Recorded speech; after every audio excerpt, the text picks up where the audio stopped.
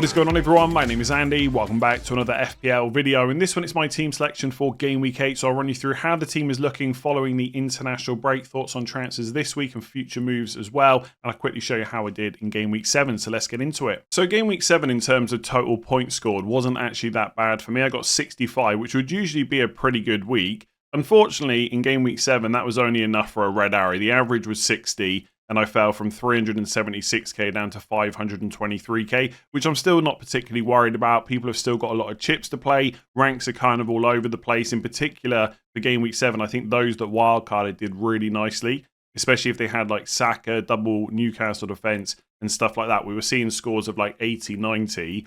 So, you know, a small red arrow down to 500k is fine. I'm not particularly worried about it at this point. It was the first week where I played 4 at the back. Lots of big at the back questions this season. I finally played 4 at the back. I've got Gabriel, Van Dijk, Reyes, Senesi and Lacroix, so quite a lot of money spent, and it was pretty rubbish. The double Arsenal defence came in, Raya and Gabriel. And if I'm looking at the positives, my transfer in was Gabriel for Goodmanson. So that netted me 9 points from Gabriel on his own. So that was good. But Van Dijk 1, Senesi 2, Lacroix 3, just not great.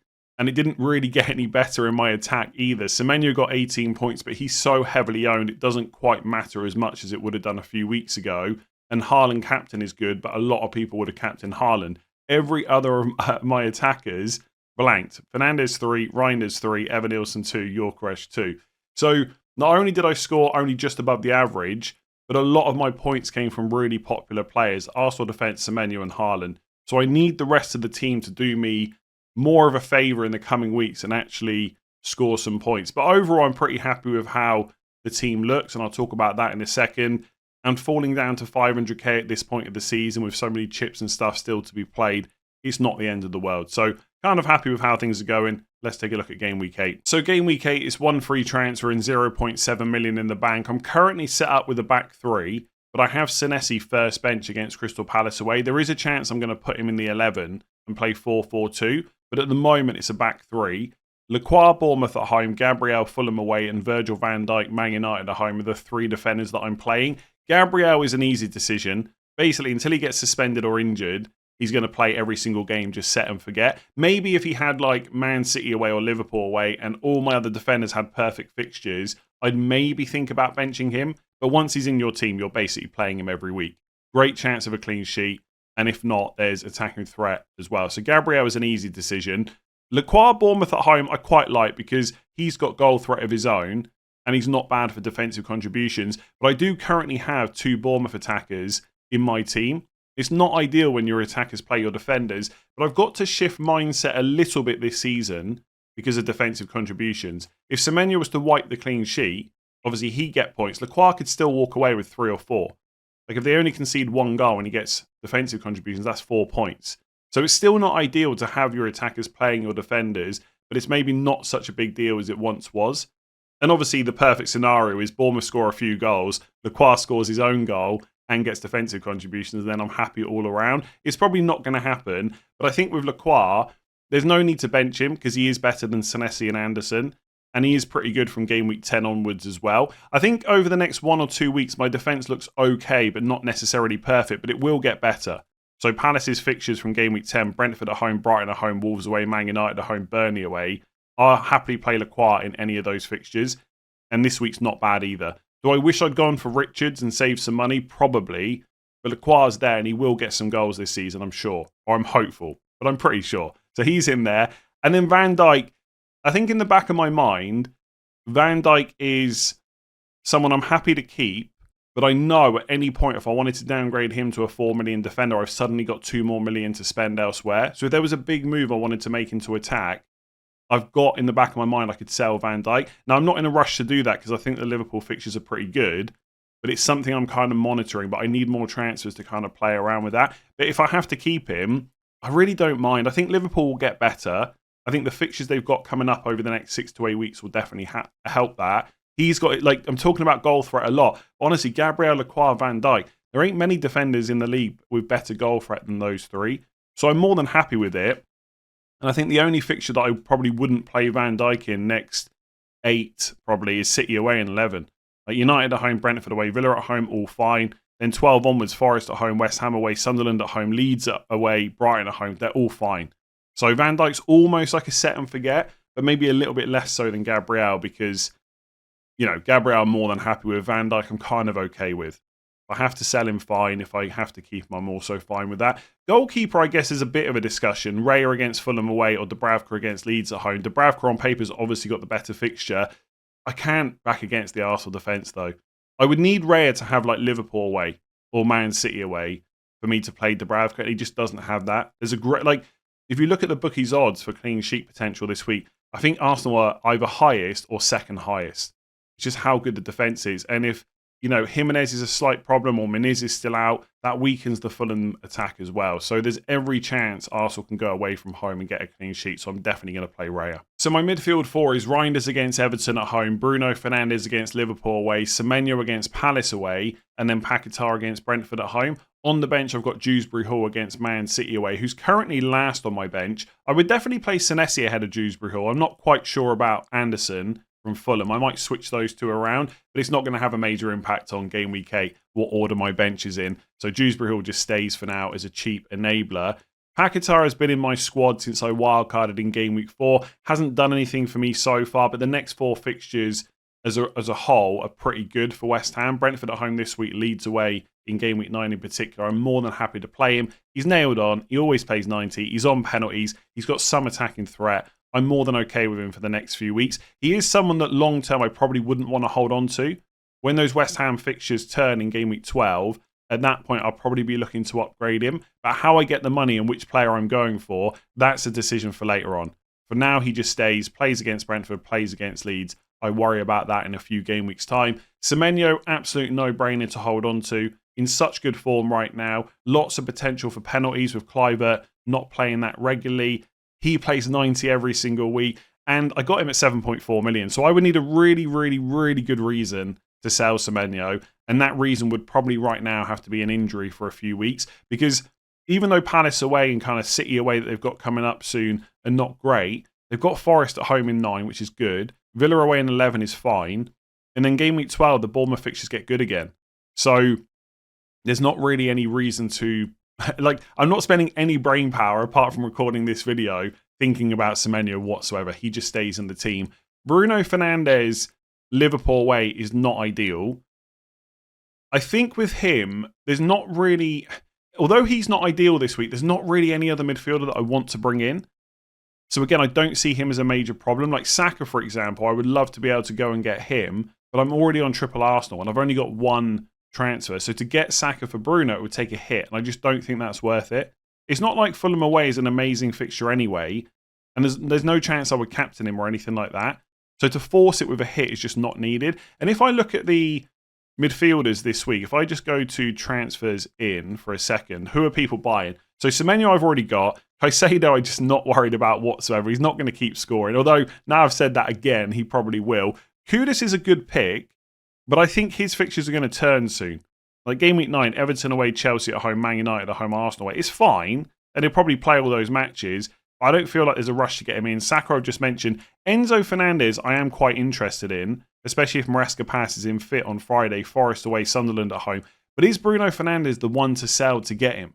That I'm not so sure about. So I think, and I've said this so many times these last couple of weeks, so I do apologise for repeating myself. I just think with one transfer, there's nothing exciting I can do. With 2 or 3, then I've got more options open. And I can't help but think in my team right now, I've got money kind of spread around and a bunch of players that, like Van Dijk, like Fernandes, like Gyökeres, that I'm okay holding, but I'm also happy to sell if I need to. But until I'm sure about the exact move I want to make, I don't want to make any rash decisions. So doing Fernandes to Enzo Fernandes frees up money, but what do I then use that money for? There's not really anything I need it for. Whereas next week, when Enzo Fernandes has got Sunderland at home and I've got 2 free transfers, maybe I get another million or so and upgrade Dewsbury Hall to Enzo Fernandes by downgrading Evan Nielsen or Gyökeres or Virgil van Dijk, whoever it is, and just keep Bruno because the fixtures coming up after Liverpool away are pretty good. So basically, if I could have Bruno Fernandes and Enzo Fernandes and just downgrade someone I'm not that keen on long term, like Evan Nielsen, that feels like a better way to go over the next few weeks. I mean, I say Sunderland at home for Enzo next week. I mean, Forest away this week is also pretty good if he's past fit. But I think Sunderland at home is really the week where I feel like I have to get him if he's someone that I want for the longer term. So there's a few midfielders I would kind of want, like Ismail Assar as well is another one I quite like. But with Arsenal away in 9, it feels like you just wait until game week 10. And then look, reading through the rest, Anthony, Doku, Gravenberch. I mean, Eze's good, but I've already got triple Arsenal. Rice is good, etc. There's no one else I'm really that bothered about. I think Enzo is probably the one. You know, if Maresca puts any doubts on that, I'm not going to be bothered about that this week either. So it's not even that I think Bruno's like this great option that I have to hold. It's just, who do I go to? There's no one really. And for that reason, Reinders also stays against Everton at home. People are getting a little bit frustrated with him because of recent points, but I just think expectations on him were way too high from the start. The fixtures for the next 3 are pretty good for Man City. Once they start getting players back fit, like Cherki, Marmoush, etc., we might see Reinders' minutes diminished a little bit, but I don't think it'd be in a huge way. And if you get to game week 13 and he's still playing regularly, the fixtures are really good. And I think people are wildcarding in game week 13 for the Liverpool fixture run, for the Man City one as well. So why sell Reinders before people might look to pick him up? And it might be we get to game week 13 and Marmoush is smashing it or Foden and people are wildcarding into them. But if you want Salah and Haaland at that point, you've got to have some cheap enablers. So what better ones than Reinders? So I'm kind of just okay with all my midfielders. If I was wildcarding, this is not the midfield I would pick. But I'm also not concerned about those other players right now. And I just value that free transfer more. And then up front, it's Evan-Neilson against Palace away, Haaland against Everton at home, and Gyökeres against Fulham away. Haaland is pretty straightforward. I just keep hold of him and I captain him most weeks. He's got the captain's armband. There isn't really anyone else in my team that I would even remotely consider. I'm even having difficulties choosing who to vice captain. Right now it's on Semenyo. It has been on Bruno Fernandes for most of the week. There's not really anyone else that I'm massively interested in captaining. So Haaland's the easy choice. In terms of Mo Salah, I know I've said that the fixtures for Liverpool are pretty good this week. I mentioned that with Van Dijk. I'm just going to go without Salah for the next 4 and then decide what to do game week 12 onwards. Like, yes, the Liverpool fixtures are good right now, but there's no need for me to flip Haaland back to Salah. And I don't have anywhere near enough transfers to get Salah in with Haaland. Like, I've only got 1, so it's impossible. So I've just got to go without Salah next 3. Then he plays Man City in 11. Then 12 onwards, when the Liverpool fixture run gets really good again, I will definitely look at him. Whether that's selling Haaland, I find that unlikely right now, given how well Haaland's playing. But there will be options. I could free hit him in one of the good weeks. I could use 3 or 4 transfers to get him back and keep Haaland. That is another decision for down the line. Gyökeres obviously doesn't look quite so good now. Saka took that penalty. I still think, and maybe this is just pure copium, I still think there's a chance Gyökeres takes the next one. I would not be shocked if it happens, but it's pretty clear that Saka is first choice. So Gyökeres has become less valuable, and he's just another player in this team where I feel like okay about them. It's okay to hold, it's okay to sell. Until there's something exciting to do, I'm not really particularly worried about him. He keeps playing 90 minutes in most matches. He's going to get chances. The fixtures coming up are pretty good. There are like rumours going around. I saw a tweet, I think, yesterday saying that Havertz is doing better than expected. He could be back sooner than Arsenal first thought. But until we know when he's back, I don't think there's too much concern about Gyökeres' minutes. He's going to keep playing. And I've got him now, so I've got to keep hold of him. At some point, I might switch him to Saka. But again, I need 2 or 3 transfers to do that. And then Evan-Neilson, he'll end up being better than he is right now. Like, he's not going to go the whole season without scoring more goals. He's only got 1 in the first 7 weeks. We know he's a better player than that. It's just a case of how soon will that happen. I'm not particularly excited about him. If I had 3 transfers, I'd probably switch to Bowen or João Pedro. But I don't. I've only got 1. And to be honest, I look at that team, and in some ways I think it looks all right. And in some ways I think it looks kind of horrible. Like, it's kind of like Evan-Neilson's not exactly getting a lot of points right now. Gyökeres all of a sudden looks like bad value. Fernandes has got Liverpool away. I've got Lacroix playing against Semenyo and Evan-Neilson. Bruno Fernandes is playing against Van Dijk. So I've got attackers against defenders. And everything else just feels like fine, but nothing more than that. I feel like game week 8 for me, this is how I feel about it right now. I've just got to get through it and hope the damage isn't too much. And that's about it. Like, when I look at it just feels like maybe it's just bias because that's how I feel about my team and I've only got 1 free transfer. But it feels like not a bad week just to sit still when you look at the fixtures. Like Liverpool, good fixture against Man United at home, absolutely. But most people can't just go and buy Salah, and there's not really any other attacker they'd want to buy. You look at Chelsea, not bad against Forest, but it is the away game. Newcastle as well, not bad against Brighton, but it's the away game. Like, if Chelsea were at home to Forest, Newcastle were at home to Brighton, I might feel a bit differently. There's just no major standout fixtures there. Like, Man City's good against Everton, but I've already got Reinders and Haaland. So for me, it just feels like a really good week to roll with the position that I'm in.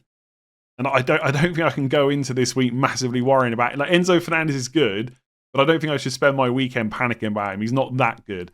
So, yeah, I'm going to roll.